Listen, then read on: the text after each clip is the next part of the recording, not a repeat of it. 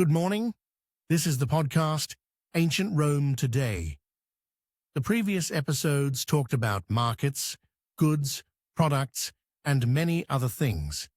But how were those things bought and sold? Today, there are several ways to pay for a purchase, from cash to bitcoins. In this episode, you'll discover which payment methods were common in ancient Rome. At the beginning of Rome's commercial history, barter was the most common approach for transactions. Then, so-called bronze scraps were introduced. They had an irregular weight and shape and didn't have any identifying marks. Obviously, such scraps were inconvenient for goods exchange.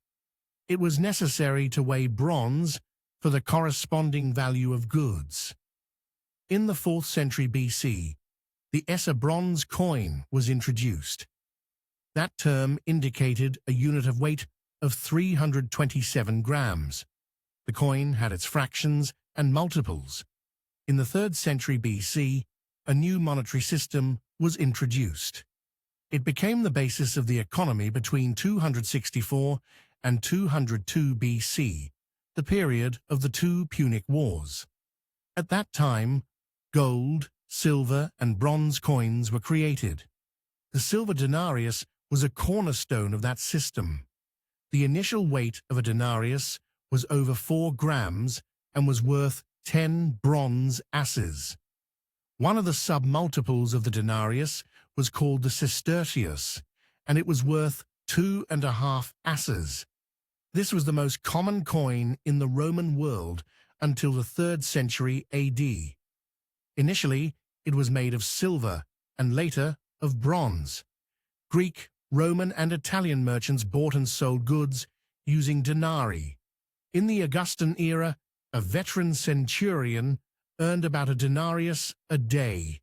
A teacher earned just over half as much as a soldier. A major innovation in the monetary system was introduced by Julius Caesar, who placed his portrait on coins. This tradition was also followed during the imperial period, when the image of the emperor was used to reinforce proper status. The first monetary reform of the Roman Empire took place under Augustus in 15 BC. The minting of gold and silver coins appeared under direct control of the emperor, while senators were in charge of the control of the bronze coins. Other changes related to the gold coin, called the aureus, whose value became equal to 25 denarii. A revision of the copper denomination system was also implemented. A sestertius became worth 4 asses instead of 2.5. In a nutshell, an aureus was worth 25 denarii, or 100 sesterces, or 400 asses.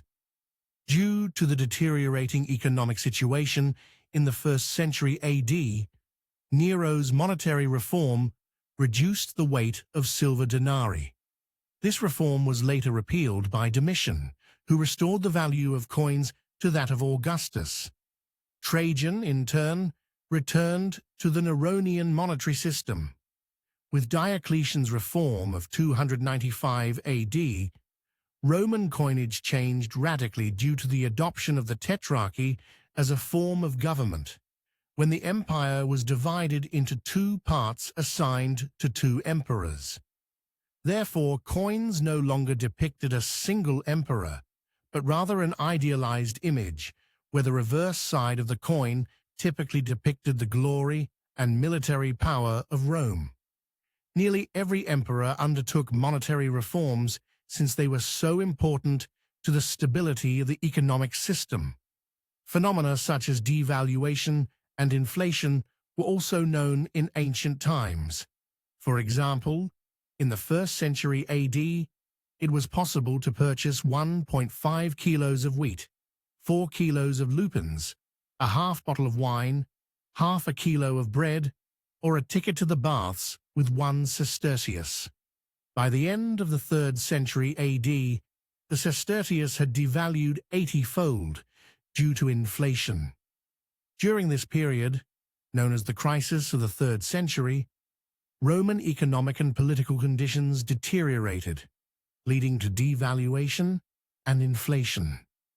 Remedies were sought by increasing gold production and imposing price freezes, but the coins lost much of their real value, retaining only the nominal value established by law. The Bank of Italy preserves and exhibits collections of ancient coins, including the ancient Roman numismatic collection. They are available in the Mint Museum in the city of Lucca, in Tuscany. Photos and descriptions of ancient Roman coins are also available in the Stadium of Domitian Museum beneath Piazza Navona. Thank you for your attention.